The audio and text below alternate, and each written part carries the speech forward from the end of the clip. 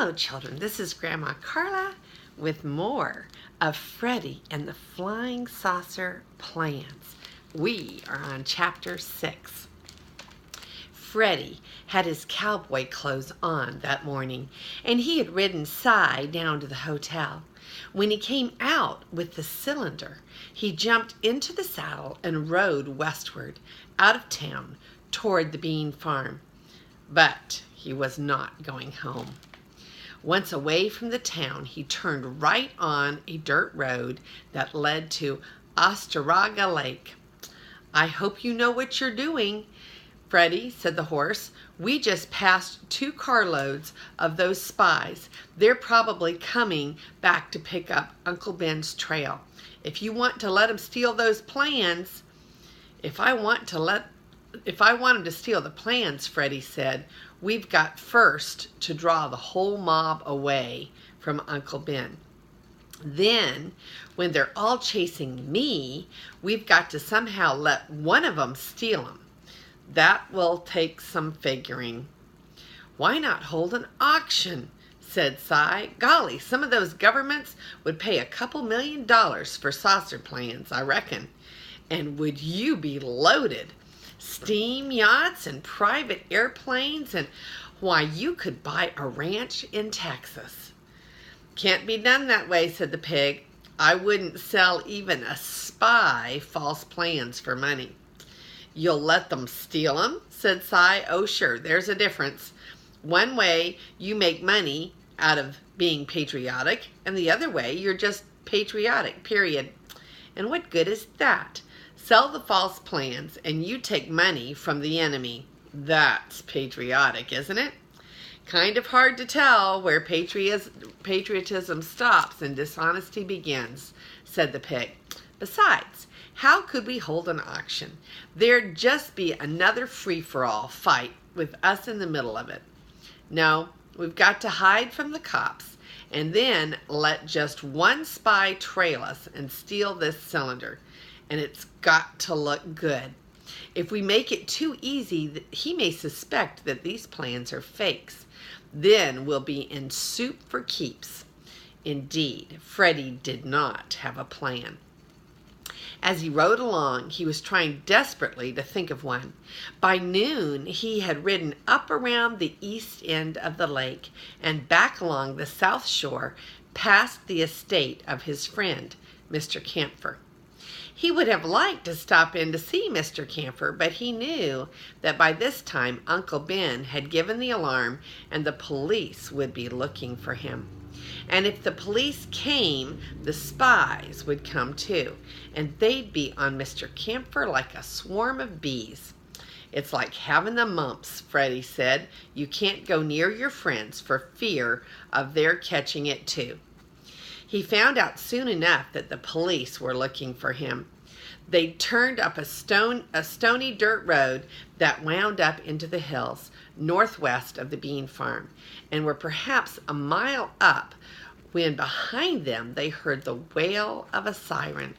Looking back, Freddy saw a car turning off the main road to follow them. "State cop," he said. "Darn it, he mustn't catch us. This is no time to get thrown in jail."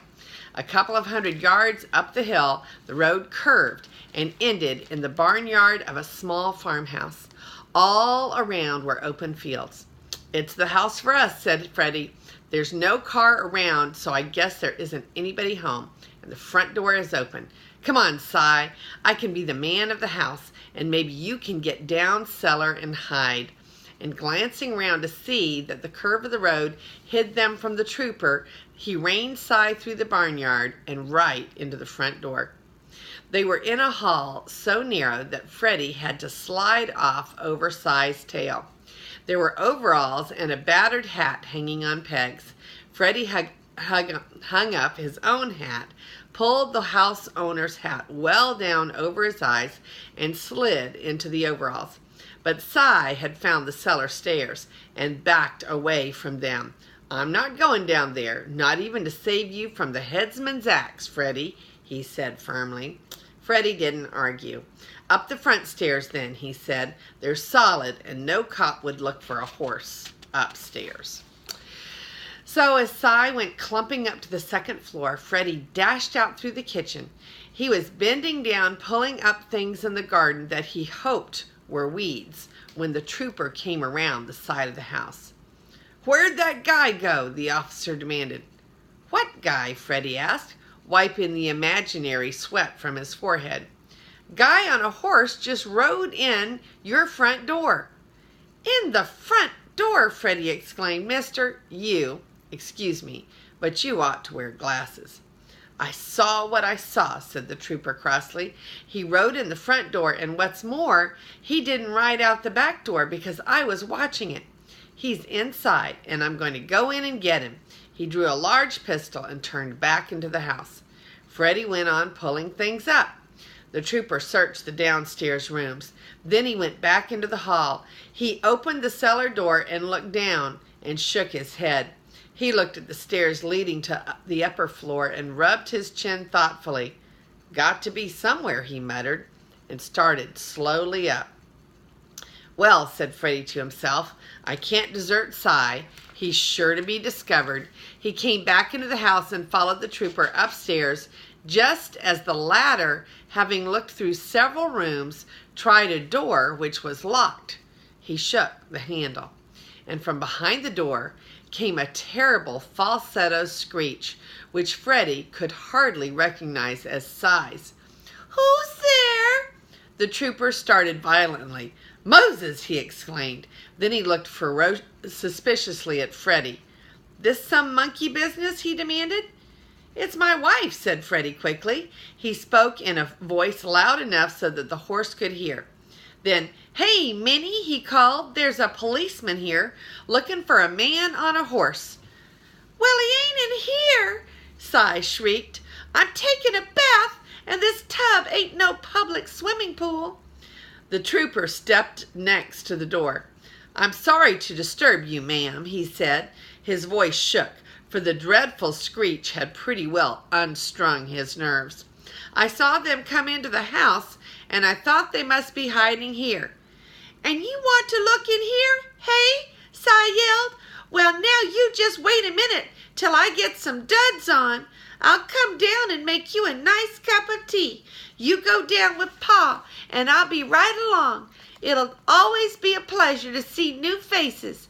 And say," Cy added as the trooper began a hasty retreat, "I ain't seen your face yet, have I?" And with that, the key turned in the lock, and the door opened part way, and a terrible brown face, over which a bath towel was draped, and a face with an immense long nose and huge teeth, showing in what was evidently meant to be a hospitable smile, appeared in the opening. "Great Jehoshaphat Peabody," whispered the trooper, and he fairly tumbled down the stairs. Freddy followed him. "We don't see many folks up here," he said apologetically. "My wife gets kind of lonesome for company. We'd be pleased to have you stay for tea," he added. But the man just kept on going. "Yeah?" he said. "Well, you have my sympathy, mister," and he hurried over to his car. After he was gone, Cy clumped downstairs. "Pretty quick thinking, eh, Freddy?" he said. "Golly, I ought to be on the stage." "Or in the zoo," the pig replied. "That grin of yours would scare little children into fits. Hey," he exclaimed suddenly, "the cop's coming back." And indeed, at that moment, the whine of an engine reclimbing the hill was reinforced by the squeal of a police siren. "Upstairs, quick," Freddy said, and made again for the garden. This time the trooper had his pistol out before he got out of the car. He came up to Freddy and pointed at him. "Go inside," he said, "and call your wife down. I've decided to accept her invitation to tea." "I wonder if you won't excuse her," Freddy said. "She doesn't feel very well." The trooper grinned at him, and he stopped. "You know," the man said, "it wasn't until I got down to the foot of the hill that it occurred to me to wonder how come when your wife stuck her head out of the bathroom door, she had a bridle on and a bit in her mouth." He looked hard at Freddy. "Want to explain it?" Freddy gave a sigh and went over and stuck his head in the back door. "Come on down, Cy," he called. So the horse came down and out into the yard, and the trooper regarded him sourly. "You're one of Bean's talking animals, I suppose. I might have guessed it." Then he turned and he snatched Freddy's head off. "And you're that pig. Freddy, the alarm is out." He looked curiously at the pig. "You know, in my job, I have a lot to do with lawbreakers, and what I can't understand is how folks come to be criminals. Take like you now. I've heard about you. You've got a nicer home and a bigger reputation than any pig in the country. You've always behaved yourself and been a patriotic citizen, and all at once you steal these plans and become a thief. Not only a thief, but a traitor. I don't get it." Freddy felt very unhappy. He didn't like being a thief and a traitor, and listening to such accusations was almost more than he could stand. But while a part of his mind was thinking this and wishing he could tell the truth, another part was wondering how he could escape from the trooper, for it wouldn't do for him to be locked up in jail. He would be searched, and the false plans, which he had stuck down his trousers leg, would be found and returned to Uncle Ben, and Uncle Ben would be in the same old trouble again. An hour later, he still hadn't thought of anything. He was sitting in the office at the trooper headquarters, being questioned by Sergeant Candy.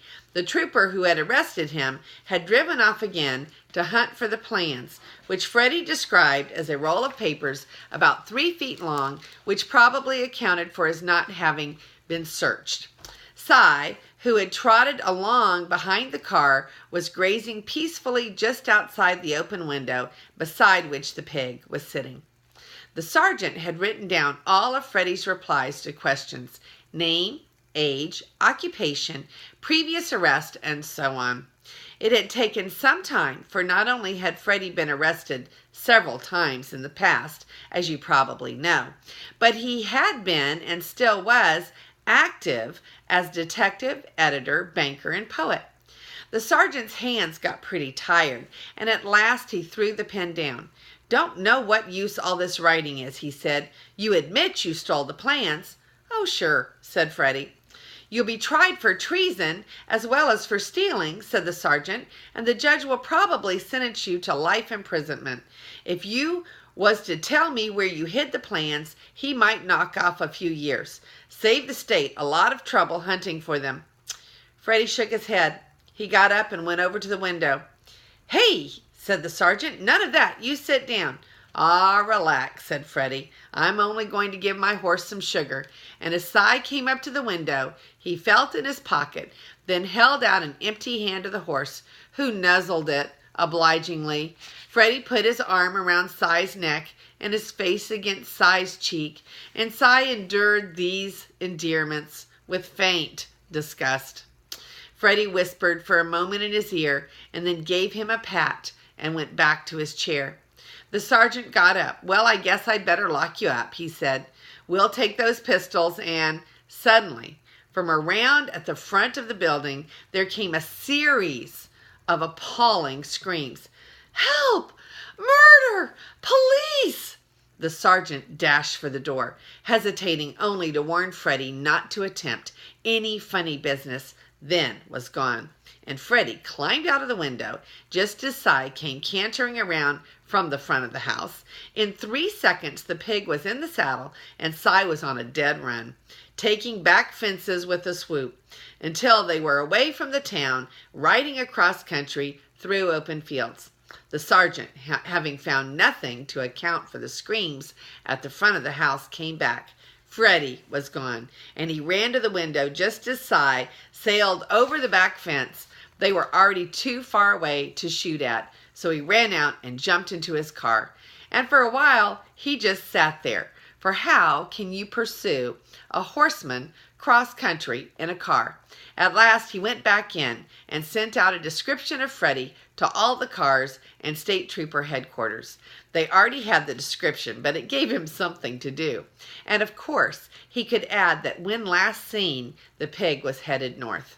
For half an hour, Cy kept on the same dead run, and then suddenly he stopped and stood panting. "Well, Jesse James, where do we go now?" he asked. "Gosh," said Freddy, "I'm darned if I know." That is the end of chapter 6. And here is Cy heading up the stairs of the house to go hide. And here is Cy pretending that he is the farmer's wife, peeking out to talk to the policeman. It says, and the policeman says, "Great Jehoshaphat Peabody." And that is the end of chapter 6. And we will be back with chapter 7. This is Grandma Carla, and I love you.